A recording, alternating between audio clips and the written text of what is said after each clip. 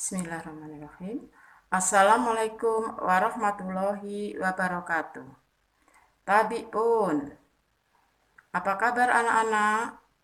Semoga kalian selalu sehat dan semangat. Anak-anak yang dibanggakan, pada proses pembelajaran kali ini, pada awal tahun ajaran baru tahun ini, pelaksanaan pembelajaran dilaksanakan lain dengan tahun-tahun sebelumnya. Kenapa hal itu bisa terjadi? Karena hal ini disebabkan adanya pandemi COVID-19. Untuk itu, kalian Ibu harap selalu menjaga kesehatan. Jangan lupa selalu tetap di rumah.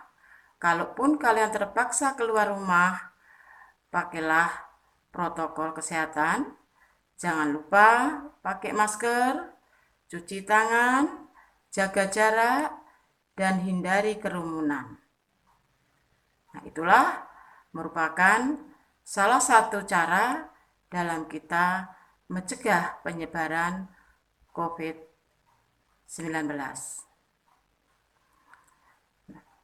Anak-anak yang dibanggakan, sebelum kita belajar PPKN, Ibu minta di dalam pelajaran PPKN ini siapkan 2 buku, satu untuk buku catatan dan yang satunya untuk buku latihan. Nah, tentunya nanti kita manfaatkan buku catatan, jelas gunanya bisa kamu untuk mencatat hal-hal yang perlu, yang penting kamu catat, dan juga bisa untuk menyalin dalam arti bisa mencatat rangkuman-rangkuman. Dan untuk buku latihan, kalian gunakan untuk mengerjakan tugas-tugas yang akan Ibu sampaikan ataupun yang akan Ibu berikan. Nah, untuk itu, selain kalian nanti menyiapkan itu, jangan lupa belajar di rumah dengan membaca buku-buku PPKN, terutama buku-buku yang sudah Ibu atau sekolah pinjamkan untuk kalian belajar di rumah. Nah, baik anak-anak, dalam proses pembelajaran kali ini, pada awal pertemuan kali ini akan Ibu sampaikan mengenai pokok bahasan, yaitu memahami kedudukan dan fungsi Pancasila. Sebelumnya tentu kalian sudah paham tentang Pancasila, karena pada waktu kelas 1 atau kelas 7 kalian sudah mendapatkan materi tentang perumusan dan penetapan Pancasila. Nah, untuk itu pada kesempatan kali ini kita akan belajar mengenai memahami kedudukan dan fungsi dari Pancasila tersebut. Adapun tujuannya setelah nanti kalian mempelajari tentang materi ini, yang pertama, diharapkan kalian bisa menunjukkan perilaku bersyukur atas konsensus nasional tentang Pancasila sebagai dasar negara dan pandangan hidup bangsa. Selanjutnya, tujuannya juga kalian bisa menjelaskan apa pengertian dasar negara.